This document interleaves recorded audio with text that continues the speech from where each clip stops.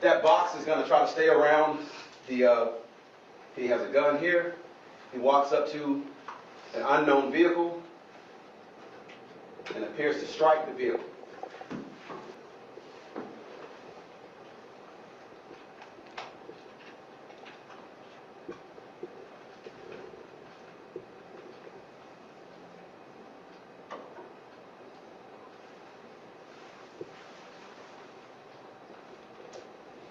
It's her everything, and that she was pregnant again, and we just lost two souls, basically, two souls. But we got family here, we're together, and we're just gonna do this together. To have to free someone when you thoroughly believe he probably was guilty, it's a terrible thing to do. I even said to one of the other jurors, the other jurors stated that he'll be back here. And I said, yes, but then there'll be another body. Now sit with that, because that body he was talking about had a name, and she was a young woman who had no idea she was the one being described. She was 5 months pregnant, standing loyally by the same man who had just beaten 2 murder charges and was told there was a celebration party waiting for her. Listen to how the police laid out what that man really wanted from her. It would appear that the motive is that he did not want to be in her life anymore and was not ready to, have a child. Police say Alana thought she was on her way to a party for Adams the night she was murdered 9 days ago. She was about 8 miles away from the location where she was told to go when she was shot. That is Alana Sims, and that is the Florida rapper who told her to come and celebrate his freedom with him. We're going to walk all the way through her story, every single piece of it, from who she was to how the police say he trapped her, because it is one of the coldest things you will hear all year. But before we get into Billy Adams and Alana's story, we have to start somewhere else first, all the way on the other side of the world in South Africa. And here is why we have to do it in that order. What happened to Alana was not the first time a man looked at a pregnant woman carrying his child and decided that she was a problem he could simply make disappear. It was not the second time either. This exact thing, a man who saw a baby coming and chose to erase the mother instead of raise the child, keeps happening across the whole world in different countries with different accents and the same rotten thinking running underneath all of it. So hold that juror's voice in the back of your mind, because we are absolutely coming right back to it. First, you need to meet a young woman named Tshegofatso Pule, whose story starts this whole thing off and whose killer went to a length that will make your stomach turn. Tshegofatso Pule was a 28-year-old woman from Meadowlands in Soweto, and every single person who knew her describes her the exact same way. Warm and bubbly, and always dressed like she had somewhere important to be. Life had already tested her before any of this happened, because she lost both of her parents young, her father when she was just a baby, and her mother when she was still a teenager, so she and her siblings ended up being raised mostly by their aunt, Priscilla Gibu. Losing your parents that early can make a person cold and closed off, but with Chego it did the complete opposite. She turned into the glue of her family, the one who checked on everybody and remembered everything. And only a few months before she died, she went and started a family group chat just so all her people would stay closer to each other. She had a real passion in life too, and that was fashion and makeup. She worked as a makeup artist, including a run at a MAC cosmetics store, before she made the bold move of leaving that steady job to build her own hustle, doing people's faces at their houses and dreaming about turning it into something much bigger. Now that decision to bet on herself matters a lot in this story, because it meant that by the time everything went wrong, she was leaning on other people to help her financially, and there was one person in particular she was leaning on. Keep that in mind, because a person's dependence can be turned into a weapon by the wrong man. That person was Ntutuku's Shoba, and on paper he looked like the last man on earth you would ever suspect of something like this. He was a sharp, well-spoken dresser in his early 30s who worked as a financial analyst at the Johannesburg Stock Exchange, and he had been raised in a stable, comfortable middle-class home by 2 loving parents. Chego met him around 2018, and right from the very start there was a catch that nobody was being honest about. Shoba already had a serious long-term partner, a woman named Rosetta Moache he had been with since roughly 2006, the woman he had taken out a joint home loan with and had already started paying lobola for. So in his mind, Chego was the side relationship, the quiet thing he swore up and down was casual and going nowhere. Then the one thing that always changes everything happened. She got pregnant. And it was not even the first time, because an earlier pregnancy back in 2019 had already been ended by agreement between the two of them. But this second time around in early 2020, Chego made a completely different choice. She wanted to keep this baby, a little girl she had already picked out a name for, Kamano, a word that actually means relationship. And that choice, her simply deciding that she wanted to become a mother, is the exact thing that ended up signing her death warrant. Because Shoba had spent years carefully hiding her from the woman he actually planned to marry, and a growing baby bump is not the kind of thing you can keep hidden forever. You can read the strain building up in their own words, and this is the part that really gets you. Over 100 pages of their private messages were later shown in court, and in them you can watch Chego basically begging this man for basic support, telling him she did not choose to fall pregnant twice with his child, telling him she could not go through another abortion because she was not that evil, and in the saddest line of all, apologizing to him for ruining his plans in life. Let that sink in for a second. She is the one who's pregnant, alone, scared and running low on money, and she is somehow the one who ends up saying sorry. He made her promises about doctor visits and money that mostly never showed up. He sent an Uber instead of showing up himself, and on top of all that, she was reportedly getting threatening messages from a woman warning her to leave her man alone. So that is the whole ugly setup laid out in front of you. A vulnerable young woman who is getting more dependent on this man with every single week that her pregnancy went on, and a man who had quietly decided, in the court's own word later, that she and the baby were nothing more than an inconvenience. Most men who feel trapped like that are cowards who just block your number and vanish. Shoba went somewhere much darker than that. And to really understand just how dark, you have to see exactly how much cold planning it actually took. Sometime during South Africa's hard COVID lockdown in 2020, Shoba reached out to a man he knew from way back, somebody he moved around the same circles with, named Muzikazi Malafani. The way Malafani later told it under oath, Shoba came to him with what he called a flop, meaning a mistake, and explained that he had gotten Chego pregnant, that she was refusing to end it, and that if this baby actually came, he was going to lose his woman and a whole lot of money. So he asked Malafani to go and find somebody who would make her disappear.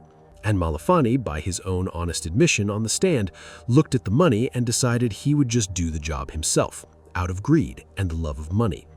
Then the two of them sat there and haggled over the price of a human life like it was a used car on a lot. Shoba started the offer at 7,000 Rand, which Malafani brushed off as far too little, so it climbed up to 20,000 Rand, and the two of them finally shook hands on 70,000 Rand. Killer Muzikazi Malefane was soon arrested and made an even more shocking confession. Malefane implicated Bule's boyfriend Shoba as the contractor. He says Shoba offered him 70,000 Rand to prevent his wife from finding out about Bule's pregnancy. Despite Bule's killer being a self-confessed liar and gangster, the court found that Shoba's version of events just didn't hold water. And here's the detail that tells you exactly what kind of mind you were dealing with, because this was never meant to look like a murder at all. The plan, right from the jump, was to hang her from a bridge, take her phone, and post a fake message so the whole world would look at this heartbroken pregnant woman and believe she had taken her own life. He did not just want her gone, he wanted her memory stained on the way out. The chilling thing is that the very first attempt actually failed, and Chego dodged death without even knowing it. About a week before the murder, the two of them cooked up a fake job interview, a makeup role she could supposedly do from home, which was the perfect bait for a woman trying to rebuild her hustle. They lured her toward a McDonald's with a Jeep waiting nearby to snatch her up. But Chego and her friend both looked at that whole offer and felt in their bones that something was off. A stranger calling during a hard lockdown when nothing was even open, a weird meeting spot, calls coming from a private number. so she followed her instincts and she never showed up. She walked away from her own death that day and had absolutely no idea. Then came the 4th of June, 2020, the day her luck ran out. Chego told her family she was heading over to Shoba's place at the Westlake complex to sort out some baby clothes. She spent the evening there. She talked to a cousin on the phone around 9 at night, and to anybody watching, everything looked completely normal. What almost nobody knew is that a camera was quietly recording the last real footage of her alive. And once you understand what is about to happen, that footage becomes one of the hardest things in this whole case to watch. Here is exactly what that footage shows. Around 10 at night, the two of them walk out to the complex gate together, and there is no car waiting there yet. So they turn around and go back inside for a minute. Then, in the space of that minute, a call goes out from a secret, unregistered phone number linked to Shoba, straight to Malefane. And moments after that call, a silver-gray Jeep pulls up. Chego climbs into it thinking it is simply her ride home.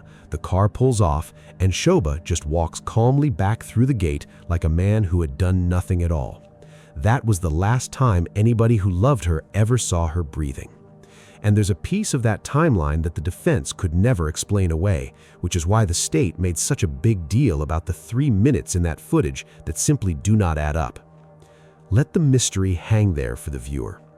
Of the matter is that it would appear that based on the stills that reflect 2206 and thereafter they show 2209, there was a perception and or a possible inclination that between 2006 and 2009 there must have been an activity of sorts involving a conduct by the accused, whether consistent with guilt or innocent. It's not the point we're making. But what is of significance here that we wish the court to take note of is that as soon as the deceased walked to the vehicle and the accused turned around, it is then that you start having these problems of the time. Malefane never took her home. He drove her out to an open field in Nordgesik and shot her once in the chest. Then he loaded her body back into the car and drove to a secluded spot in Durban Deep where he strung her up in a tree with rope around her neck to sell the lie that she had done it to herself. Later on, when he took the stand as a witness, he explained one of the sickest details in this entire case, which is why a planned hanging turned into a shooting. Brace yourself, because there is no soft way to hear this. Convicted killer turned state witness Muzie Kaise Malefane says he didn't have the nerve to hang Sekgofatse Pule alive. And that's why he shot her first. For the first time, the court has heard the grim details around Pule's last moments alive. She was found hanging from a tree in Rudaput in June 2020. He said it even more plainly under cross-examination, and there was no cleaning it up. I did not have the guts to go hang her alive. I did not. Chego was reported missing the moment she never came home, and her body was found in that field a day later, with videos of the scene spreading across social media before her family had even been told anything. Malefane was arrested around the 15th of June, and at first he lied through his teeth to protect the man who had paid him, even telling police a false story. He only flipped on Shoba after he found out that Shoba had handed the police that very same CCTV footage, basically feeding him to the wolves to save himself. So Malefane pleaded guilty, took a 20-year sentence, and turned into the state's main witness against the man who hired him. Shoba's entire defense from beginning to end was that he was just an innocent man whose girlfriend arranged her own Uber and left in a mood. He even claimed all those calls to Malefane were about buying cigarettes during the lockdown ban. But the detective on the case, Captain Bongani and Pete, had quietly built something that Shoba could not talk his way out of. Phone records showing that secret number calling the killer around 23 times on the very day she went missing. Cell tower data placing the two men in the same spots over and over, and that failed McDonald's setup sitting there as proof this was not the first attempt. On the 25th of March 2022, the judge finally said the quiet part out loud for the whole country to hear. Open on the verdict itself. Other news now, Ntuthuko Shoba knowingly and intentionally delivered Segofatse Pule to the man who killed her. That's according to acting judge Stuart Wilson, who delivered judgment today. Shoba has been found guilty of premeditated murder for ordering a hit on his pregnant girlfriend. Pule was found hanging from a tree in June 2020. Her killer, Muzikaise Malepane, confessed to the crime and implicated Shoba as the mastermind. I found you guilty of the premeditated murder of Segofatse Pule. The judge then broke down the single reason the innocent man's story completely fell apart. And it came down to how little curiosity Shoba showed on the night that a strange man drove off into the dark with the mother of his unborn child. The only reasonable explanation for Mr. Shoba's apparent lack of interest is that he knew exactly who had come and what was going to happen to Miss Pule when she drove off with him. He had in fact arranged with Mr. Malapane to collect and then kill Miss Pule. On the 29th of July that year, Ntuthuko Shoba was handed life in prison, and the court called the way he used her growing dependence against her the most aggravating thing about the entire case. His attempt to appeal was thrown out that November, which made the whole thing final. For Chego's family, hearing him officially named as the man behind it all did not bring her back, but it did settle something heavy they had been carrying for 2 long years. Pule's family says they can now begin the process of trying to heal. It's nothing to do with whether Shoba has been found guilty, but it's the experience as a family that we went through. We can take it from the moment Segofatse was discovered hanging on a tree to today's moment. And even after Mr. Malepane was convicted and sentenced to 20 years, we still had our suspicion that Ntuthuko Shoba had something to do with the murder and the killing of Segofatse. Today, those suspicions were confirmed as a fact. That is our first woman, killed on the far side of the planet by a man who wanted his real life back and decided she was in the way of it. Now we cross the ocean back to Florida, to a man who had just strolled out of a courtroom completely free, and to a young mother who made the fatal mistake of showing up to celebrate with him. To really understand what happened to Alana Sims, you first have to understand the man she was dating, because Billy Bennett Adams III is not the average street corner guy you might be picturing. He grew up in the New Tampa area, and by his own defense team's account, he was a college graduate, holding a bachelor's degree in science and business from the University of South Florida. On the side, he was chasing a rap career under the name Ace NH, dropping project after project on the streaming platforms with titles pulled straight from street life, records like House Arrest Flow. You put me on any beat, I'm guaranteed to spaz out. I make money in any condition, I'm a cash cow. Skip the line ahead of you, nigga. I took the fast ride. I did what they couldn't do, probably why they so mad now. And I keep it solid, start to finish, put my heart up in it. And I'm dope, just like what you going cook up in the kitchen. Money talks, if it ain't about a profit, I don't listen. Need a suit and tie with a briefcase. I handle business, working and grinding, making the way I never lost hope. Tell them with this rap shit, I want all smoke. Pushing bullets down the op's throat, make them all choke. We can't even rob them for $1, cause they all broke. And they making weak diss songs and they can't rhyme. Pulled up, everybody strapped, throwing gang signs. If I pop it, everybody shooting at the same time. Really in the field, I be posting on the main line. When you elevate, they gon' hit you every type of way. They sound like LMA, get the singing with them chopper spray. I don't hesitate, give me the ball, I make the play. Check my resume, been doing this since a young age. Yes, I'm solid as a brick, I don't never fold. You pillow talking grown man, acting like a hoe. I change guns every day like I change clothes. You changed up on the gang and you broke the code. He never became a national name, but around Tampa, in the underground scene, people knew exactly who he was. He kept putting music out even while he was fighting serious charges, dropping projects with names like Underground Icon and Most Hated, building the persona of a man the world was against. That mix, the college degree sitting right next to the street rap and the clean-cut family image, is a big part of why this story shook so many people. It did not fit the picture anybody had of who does something like this. He was also, heading into the start of 2023, a man fighting for his freedom over 2 dead bodies. Back in November of 2020, Adams shot and killed 2 men, Trevon Albury and Daniel Thompson, at a makeshift recording studio in Lutz, Florida. His story back then was self-defense, that the 2 men had come through to rob the place and he only fired to protect everybody in the room. The sheriff's office saw it in a completely different light and called it a targeted execution tied to a gang feud. But a courtroom is a courtroom, and the state has to prove its case. And on the 27th of January 2023, after only about 4 hours of talking it over, the jury set Billy Adams free. To understand why that verdict came down the way it did, you have to know how that first trial actually played out. The prosecutors stood up and called him a cold-blooded killer, and the authorities had painted the whole Lutz shooting as gang-related, pointing to social media where Adams and one of the victims had both connected themselves to the Crips. But the defense leaned hard into his clean image, his college degree, and his story that he only fired because he feared for his life. And Adams himself took the stand and looked those jurors dead in the eyes while he explained it. That kind of testimony, a defendant telling his own story to your face, is exactly what makes these cases so hard for prosecutors to win.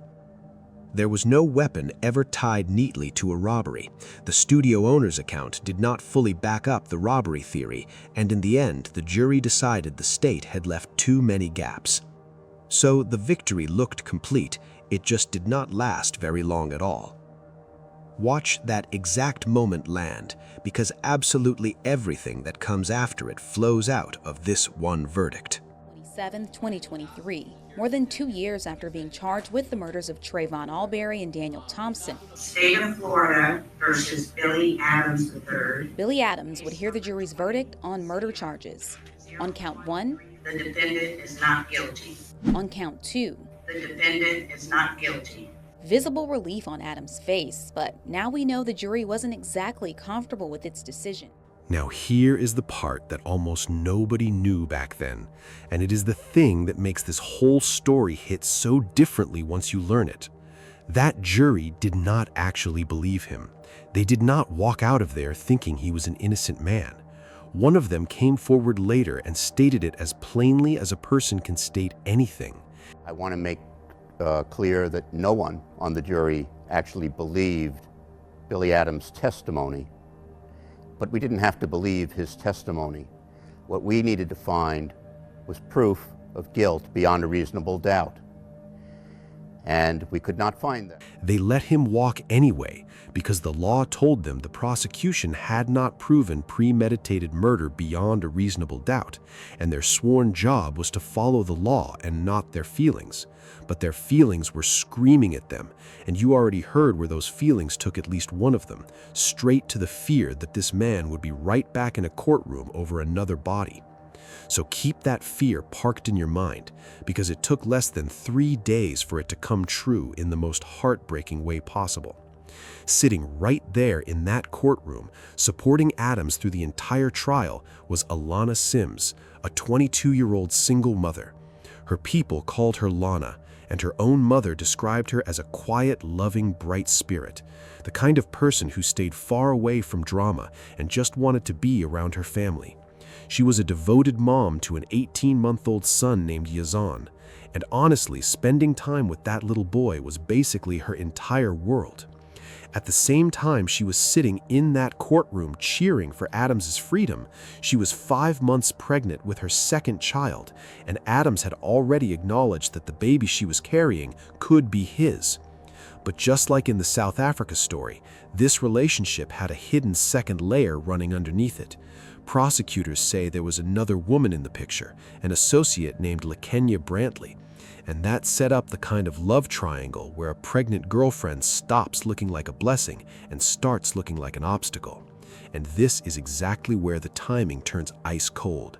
The very day after he'd beat those double murder charges, while Alana was still out there celebrating his freedom and standing by his side, Adams texted Brantley a line the state would later read out for the whole world to hear.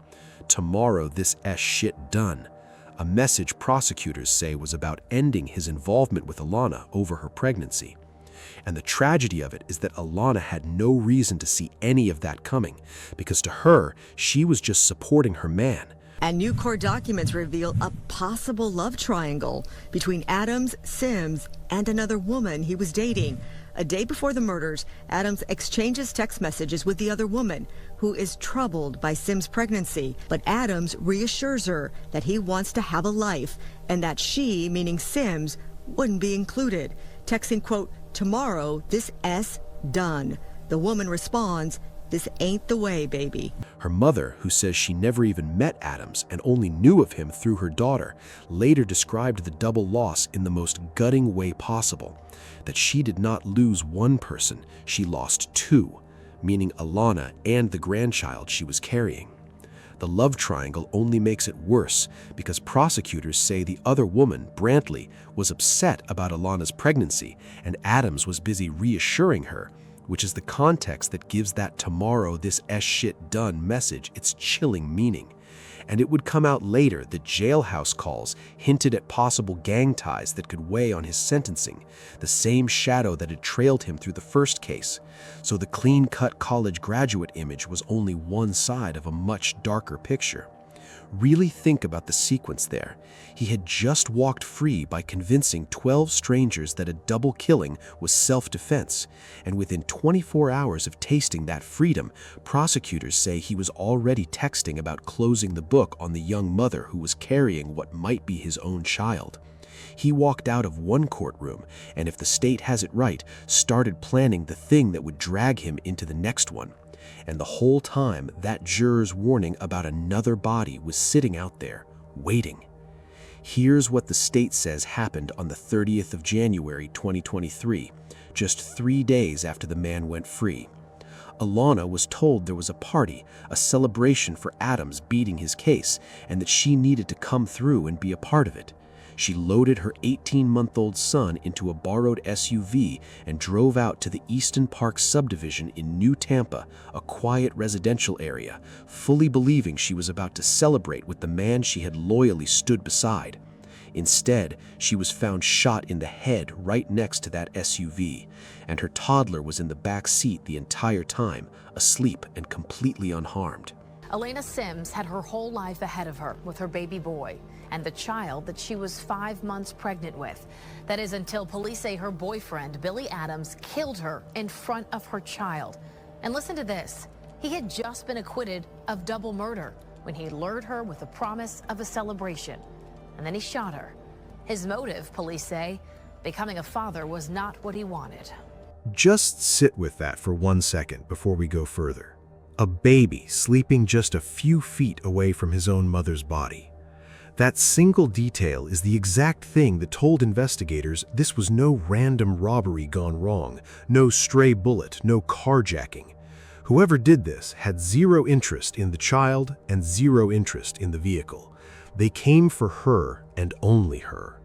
Listen again to how the police laid out the motive and the trap they say she was walked into. It would appear that the motive is that he did not want to be in her life anymore and was not ready to, have a child. Police say Alana thought she was on her way to a party for Adams the night she was murdered 9 days ago. She was about 8 miles away from the location where she was told to go when she was shot. Now, detectives say Adams's vehicle was spotted in video near the location where she was found. When they interviewed him, he admitted to pulling the trigger the night of her death. Now, all of this happened just 3 days after Adams was acquitted in the murder of 2 men at a home recording studio. That incident happened back in November of 2020 and was investigated by the Hillsborough County Sheriff's Office. The case they built against him came together fast, and it came from the machines all around us that never blink and never lie. Surveillance video caught a black Chevy Malibu registered to Adams' own father leaving the crime scene right after the shooting. Then a Ring camera at his parents' house caught that same Malibu pulling into the driveway shortly after. And inside that car, investigators say they found 2 live 9mm rounds just sitting there. Watch how quickly his own words started to fall apart under the weight of all that footage. At first, he denied leaving his parents' home the night of the murder. But the evidence shows something different. Surveillance video captured a black Chevy Malibu leaving the crime scene right after the murder. It was later linked to Billy Adams. Inside the car, they found 2 live 9mm rounds. And that's not all they discovered. At the home of Adams' parents, a Ring camera captured the black Chevy Malibu parked in the driveway shortly after the murder. After being confronted with this evidence, Adams changed his story and admitted driving the Chevy Malibu that night. His phone told on him just as loudly as the cameras did. Investigators say he searched for the Easton Park subdivision on his phone at 6:43 that evening before Alana was ever there. And they say an alibi video he offered up was actually recorded days later and doctored to display the wrong date. So the story kept shifting under his feet every time they showed him something new. First, he claimed he had not even seen Alana in months and had been home all night. Then, once he was boxed in by the footage, he admitted meeting her and then admitted the shooting, but claimed she pulled a gun on him first and that he acted in self-defense. Now, if that self-defense claim sounds awfully familiar, it should, because it is the exact same card that had just walked him out of a double murder charge 3 days earlier. Except this time, there was no gun ever recovered from the scene.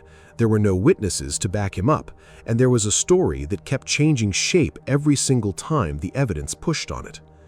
The way she was found only adds to how cold the whole thing was. A passerby actually spotted her body around 8:30 that night, but assumed she was just intoxicated and kept moving. So it was not until after 10 at night that another person came upon the scene and finally called it in. All that time, her little boy was still sleeping in the back seat. And to this day, no gun has ever been recovered, because Adams told police he simply threw the weapon away on his drive home, which conveniently means the one piece of evidence that could test his self-defense story is gone. That same juror who freed him held on to some hope through all of this, because he understood that the next jury was going to be working with something his jury never had.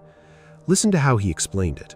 We had to follow the law, and I'm glad that in this second case, this second trial, there will be apparently overwhelming evidence of his guilt.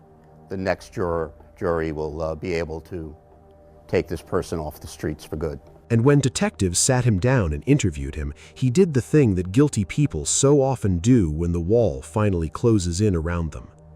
Now, detectives say Adams's vehicle was spotted in video near the location where she was found. When they interviewed him, he admitted to pulling the trigger the night of her death. Now, all of this happened just 3 days after Adams was acquitted in the murder of 2 men at a home recording studio. That incident happened back in November of 2020 and was investigated by the Hillsborough County Sheriff's Office. Adams was arrested on the 8th of February 2023 and charged with first-degree premeditated murder along with killing an unborn child.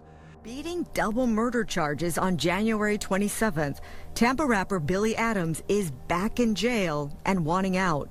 Adams is charged with the murder of his pregnant girlfriend, Alana Sims, and her unborn child. At his hearing, the judge denied him bond and held him without any release. And that day landed with a cruelty that is hard to describe, because it happened to be what would have been Alana's 23rd birthday. His own lawyers then stood up and fought hard to keep all the details sealed away from the public, arguing that the wave of publicity from his back-to-back cases would make it impossible to seat a fair and impartial jury for him. You can hear just how unusual they said this whole situation was. His public defender did complain to the judge about the high level of pretrial publicity in the case. He fears Adams won't have a fair trial and is now asking for a widespread gag order. We have police speculating on motive, saying that Mr. Adams' motive here was because he didn't want to be a father and he had other romantic interests going on. There is no evidence to support that statement by the police to the press at a press conference, which makes its way to the public. The judge ended up denying that request. And then on the 27th of March, prosecutors filed to seek the death penalty, describing the killing as cold, calculated, and premeditated. The state made clear from the start that they were treating this as a calculated killing and not a moment of panic, which is why they fought so hard to lock in a capital case. And legal experts watching it predicted that if all that surveillance, phone, and forensic evidence held up, a conviction was the likely outcome. Her family, who had spent 9 agonizing days waiting for answers before the arrest, said their biggest prayer had simply been for him to get caught. And while they were relieved when that finally happened, relief is not the same thing as peace. Now here is where honesty matters a lot, because unlike our first story, this one is not finished yet. Adams has pleaded not guilty, and as things stand right now, the case is still pending, still waiting to be fought all the way out in front of a jury. A long back and forth over Florida's death penalty rules pushed the case toward needing a unanimous jury for any death sentence, and years down the line, there still is not a final verdict on the public record. So everything the state says, he still has the full right to answer for in that courtroom, and nothing is proven until a jury says so. And that is exactly why this case sits so heavy with people, even years later while it grinds through the courts. It is not just one tragedy. It is a system watching a man walk free and then bury a young mother days later with a self-defense script he had already run once. It puts a real face on how dangerous it is for a pregnant woman when the man beside her decides the baby is a threat to his life instead of a part of it. Alana did everything a loyal partner does. She showed up, she supported him, she believed in him. And the state says that loyalty is the exact thing he used to get her alone. But you cannot ignore the pattern that is staring right back at you, and the wild part is that a regular Tampa juror saw it coming before anybody else on earth did. He told his fellow jurors this man would be back, and that when he came back, there would be another body. Alana Sims is that body. To have to free someone when you thoroughly believe he probably was guilty, it's a terrible thing to do. I even said to one of the other jurors, the other juror stated that he'll be back here. And I said, yes, but then there'll be another body. Which brings us to our third and final story, one that somehow manages to be even more disturbing than the first two, because this man did not just take a life and try to hide the reason. He took a life and then lived right on top of what he had done for weeks. Denise Middleton was a 26-year-old woman from the Silver Spring area of Maryland, and her family paints her as exactly the kind of person who lights up a whole room the second she walks in. Funny, witty, a little bit of a diva, a prankster with a huge heart. She had trained as a professional hairdresser. She loved fashion just like Tishigo did, and the people who knew her said she could put together a whole outfit out of nothing. Her mother had passed away years earlier, which made her especially close with her father, and she grew up almost like a sister right alongside her cousin, Tempest. At the time all of this happened, she was around 8.5 months pregnant with a baby boy the family had already named Ezekiel, and she was excited and ready to join the Boy Mom Club. The man she was with was Tory Damian Moore, 31 at the time, and he came into her life carrying a heavy history, with arrests stacked up over the years for armed robbery, assaults, robbery with a deadly weapon, kidnapping, drugs, and carrying a loaded handgun. His lawyers would later argue that he suffered from schizophrenia and was disconnected from reality, and they described the relationship between them as complex and turbulent. Now, what is not in any dispute at all is that the turbulence had already turned violent once on the record.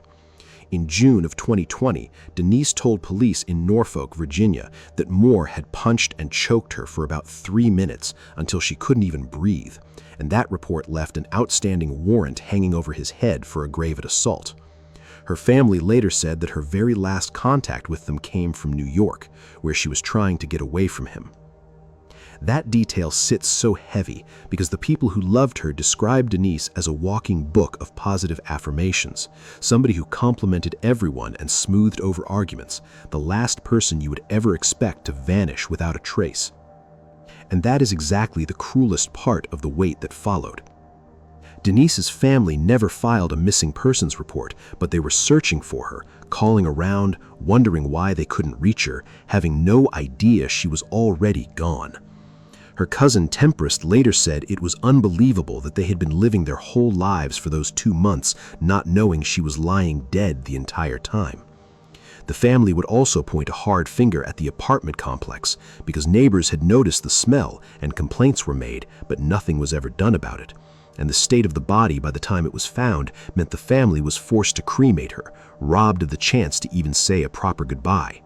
By them not having a way for people to report and them not following up on reports have just put us in a situation where we couldn't even have a visual of her body for our funeral. She had to be cremated, so that's just robbing us of even. In their grief, they started using the words "protect black women," because to them, this was one more young woman the world had failed to keep safe. Instead of getting away, she came back, and the two of them ended up living together in his apartment on Oak Leaf Drive in Silver Spring. Now, a lot of what we know about what happened inside that apartment comes from one long interrogation where Moore slowly talked himself into a corner. He would later tell detectives about picking Denise up from Virginia and about their whole history of breaking up and getting back together again, painting himself the whole time as the only person who cared enough to bring her home. Listen to the man describe the pull of it, in his own words, straight from that police interview. When somebody keep calling me that nigga, somebody they want to be with you. So it was kind of like shaking my soul a little bit, like, yo, like, you know, personally, like, I feel like, you know, you want to come home. Yeah. And, you know, but you're nervous, but I'm the only one that, you know, you got, like, ain't nobody else trying to get her home. Right. Like, her pops, her sister, nobody else cares. I know. You know, so it's like, I sent her a bus ticket and an Uber, man. So you send out Uber or a bus or whatever, she comes from Virginia back to Maryland. To Maryland. And then you're there for probably, a few months? Or? Yeah, we were staying together for months. And she came back.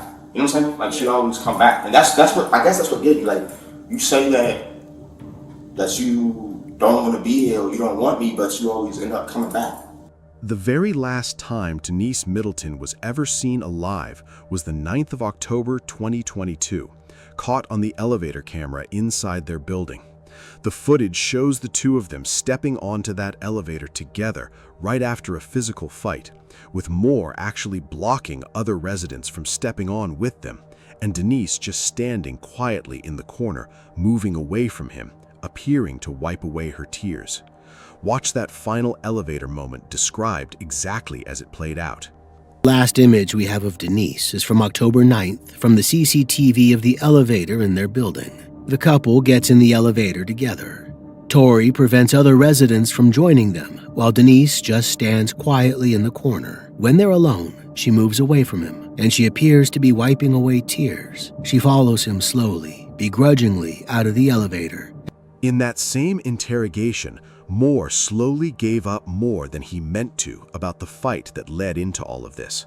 He admitted that the two of them had gone to New York in October to see her mother, and that they spent the whole trip arguing, and that when they got back, the fighting only got worse.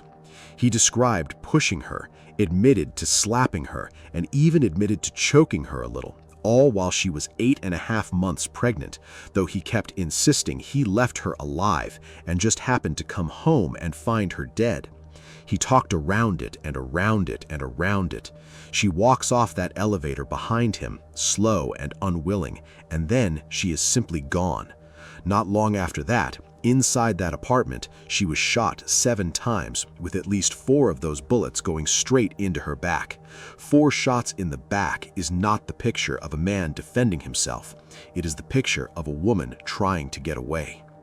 Now, most people who cross a line that dark end up panicking and running as far as they can.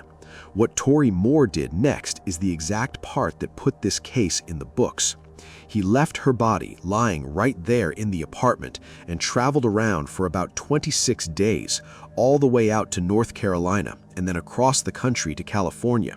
And the whole time he was gone, his phone was doing the talking for him, because investigators later pulled his search history, and it is genuinely chilling to hear. These were not the panicked searches of a man in shock. Alongside asking how long before a body starts to smell and how to move a body without being seen, he was also looking up how to plead insanity and searching for defenses for murder. That is a man calmly shopping for a way out, not a man falling apart. And you have to remember who was doing this searching. A man already carrying a long record of violent arrests and an open warrant for choking the very woman now lying dead in his apartment. Examination of his phone records reveals that following that fateful evening of October 9th, he moved around the D.C. area, making damning Google searches, such as how long before a body starts to stink and how to move dead body without being seen. He also searched how to plead insanity. Then he came home, and Denise was still lying right where he had left her. He lived inside that apartment with her body for weeks more, sleeping near the very same gun that had killed her, doing nothing about it, saying nothing about it, letting the days just pile up on top of each other. Nobody on the outside had any idea she was dead. Her family was out there searching for her. And that terrible secret would have stayed sealed inside that apartment forever if Tori Moore had not walked across the street one afternoon and taken one more life over something as small and as pointless as a drink. On the 8th of December 2022, at around 3 in the afternoon, Moore walked into a dash-in convenience store attached to a Shell station right across the street from his building, a store he had already been banned from. Working behind that counter was Ayalu Wandimu, a 61-year-old Ethiopian immigrant, a quiet, deeply religious man his family said would have given you his last shirt if you asked him for it. He had a wife of 25 years and a whole family back home in Ethiopia. And what the manager told police that day is haunting once you hear it, because the danger had been flagged and reported long before any of this happened. If you saw anything that could be helpful to us to try to catch the guy, I don't know. Do you remember seeing much, or you do? He's been comes every day. Okay. So, During the day? yeah, so what he does is he stay outside in front of, and he asks people for money. Okay. When they don't give it to him, he just, he's kind of a little bit aggressive most of the time. Yeah. And I don't know, last week maybe, it's a Wednesday? Yes. Or I'll say Thursday or Wednesday, one of the day. Okay. He was here, and he was doing like too much outside and inside, so Okay. I told this guy to leave. Correct. He don't want to leave. Huh? So he didn't want to leave. Okay. So I called the cop, and they came, but when they arrived, he already left. Okay. But he told me that he's gonna shoot me. He already told me that. He did? So, yeah, he told me that he's gonna shoot me. Okay. He said, I'm gonna kill you. I'm gonna get you outside. That's what he told me. Okay. And he knows my car because he always stand outside. Correct. And I come in the morning when I park. Yeah. He knows me. But, Okay. so he just, we did a trespass this guy before. You did? Yeah, we did. Okay. And but he keeps coming. The store's surveillance cameras caught the entire thing from above. Moore grabbed a bottle of iced tea, cracked it open right there at the counter without paying, and when the moment turned into an argument, he threw something at Wandimu. Wandimu grabbed a pole to try and defend himself, and that is when Moore pulled out a 9mm and fired, then leaned over the counter and fired again as the older man went down behind it. He calmly picked his drink back up and walked out like nothing at all had happened. Ayeleu Wandimu died right there on the floor of that store over a bottle of tea on a shift that was supposed to end like any other. And here is what makes it even harder to swallow, because this was not the first sign of trouble. The store had already logged multiple trespassing complaints against this man. The staff had called the police on him before, and he was known for hanging around outside, asking people for money and getting aggressive when they said no, calling himself things like the King. The manager had flat out told officers that this man had threatened to kill him, that he knew his car, that he waited for him. The warning was right there, on the record, and it still ended the way everyone feared it would. Wandimu's family was left shattered by how small and how senseless the reason was, and through his sister-in-law they said they could not believe he passed away over an iced tea. Not easy. It's really not easy for all of us. But we thank the Lord for as long as we had him in our family, and I'm sure the angels will receive him, and he's, I would say to him, soar like an eagle, you know, into the hands of God, into the hands of your Creator, and I'm sure the angels are carrying you right now. They turned their grief into a plea for every worker out there, begging people not to fight back over merchandise because nothing on a shelf is worth your life. His body was flown home to Ethiopia for burial, back to the mother and siblings who were still there waiting for him. That killing, as senseless as it was, is the exact thing that cracked this whole case wide open. The store cameras and the building footage led police straight to Moore's apartment across the street, and armed with a no-knock warrant, a SWAT team went in early the next morning. They found Moore asleep on a mattress near the kitchen, and then they found something else, a smell they could not place, and a body under a blanket that had been lying there so long it was almost impossible to recognize. Listen to the raw moment those officers realized this was something far bigger than a store robbery. Mike, you think a female? Yeah, it's a female. Wonder if that was Mom. Inside Tori's apartment is a dead body that has reached an advanced stage of decay, making it nearly unrecognizable. That was Denise. An autopsy confirmed she had been dead for about 2 months, that she had been shot 7 times, and that the baby boy inside her was viable, which means he would have survived if he had only been delivered. Ballistics then matched the very same handgun to the shell casings at both scenes, the store and the apartment, tying the 2 killings together with one weapon.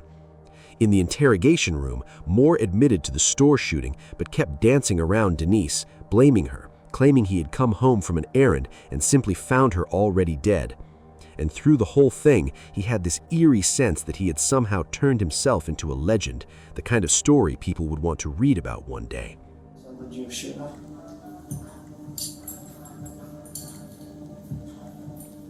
That's off the record. It's from only, like, just us. Just us.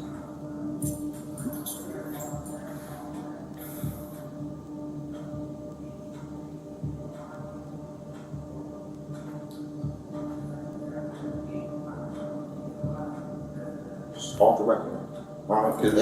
If we say it's off the record, that means, and go to court, and that means that's that entrapment. It means it's off the record. Entrapment is when I like plan some stuff on you or something, or make you do something. So what is it when you tell somebody something's off the record? And then Don't worry about off the record. We're there. Huh? We're at that point now. What point? Meaning you're either going to tell us or not. You're either going to tell us or not, because he turned off the recorder. Yeah. Okay. You shot her. There's no cameras in here. You need to go and tell us somehow, man. You shot her. If you're going to tell us, just tell us. But the courts did not see any kind of legend. They saw a triple killer, plain and simple. His defense argued that he was mentally ill and out of touch with reality, and there was even a stretch where he was ruled incompetent to try sand. But he was later found competent, and the juries flatly rejected the idea that he did not understand what he was doing, pointing right at those calculated searches and that long cross-country trip. In May of 2024, he was convicted of murdering Ayalo Wandimu. Then, in November of 2024, he was convicted of murdering Denise and her unborn son, becoming the first person in Montgomery County ever convicted of killing a viable fetus. But today, a jury found 33-year-old Tori Moore guilty of first-degree murder in the shooting death of his girlfriend, Denise Middleton, and her unborn child, among other related charges that the jury found him guilty for today. Now, this marks the first time anyone has ever been convicted of killing a viable fetus in Montgomery County. Today, prosecutors also releasing new video of the last time pregnant Denise Middleton was seen alive. You can see her there with Moore inside the apartment's elevator. Investigators say her body was found shot 7 times inside Moore's apartment, where they believe she had been for over a month. Moore was then later seen leaving the scene of the crime in that same elevator. On the 30th of May, 2025, Judge Rachel McGuckian sentenced him to 3 consecutive life terms, 1 for every single life he took. plus 80 more on top. And she called the killings what they were, executions. He will not even be eligible for parole until he's deep into his 90s, which in plain terms means he's never walking out of a prison again. And just like he stayed silent while Denise lay in that apartment for 2 months, he stayed silent all the way to the very end. Tory did not speak in his defense at his trials, nor did he speak at his sentencing hearings. So the people who loved these victims were left holding the one thing that no verdict on earth can ever hand them back, which is an answer to the simple question of why. Denise's own father summed up that empty space better than anyone could. Well, a good explanation would have been good, yeah. I would have liked to hear him why. Now step back and what quietly ties these three stories together across 2 continents and a span of years. Ntutoko Shoba dressed his crime up as a woman taking her own life, staging the whole thing, all to protect the relationship he really wanted. Billy Adams, the state says, dressed his up as self-defense, the exact same trick that had just set him free days earlier, all to walk away clean from a pregnancy he never wanted. And Tory Moore did not bother to dress his up at all. He simply lived on top of it and then went and killed again. 3 completely different men in 3 different places with 3 pregnant women who trusted them and the same rotten thinking sitting underneath every one of them. That a woman and the child she was carrying were problems to be erased instead of lives to be protected. The lesson buried in all of this is a hard one, and it is not about walking around paranoid. It is about paying real attention. Every single one of these women was made more dependent, more isolated, or more trusting right before the end. And in 2 of these 3 cases, somebody standing nearby felt the danger long before it ever arrived. If the person you love is quietly making your whole world smaller and smaller, and the people around you are scared for you even when they cannot fully explain why, please listen to that feeling. It might genuinely be the most important thing you ever hear. Rest in peace to Chegofatso Pule and her daughter Kamano, to Alana Sims and her unborn baby, to Denise Middleton and baby Ezekiel, and to Ayalawu Wandimu, a good man who was just trying to finish his shift. And if this story reminded you of somebody, a person in your own family or your own group chat who is with someone that makes you uneasy, do not just scroll on past this. Send it to them. It might turn out to be the one conversation that gets them out in time.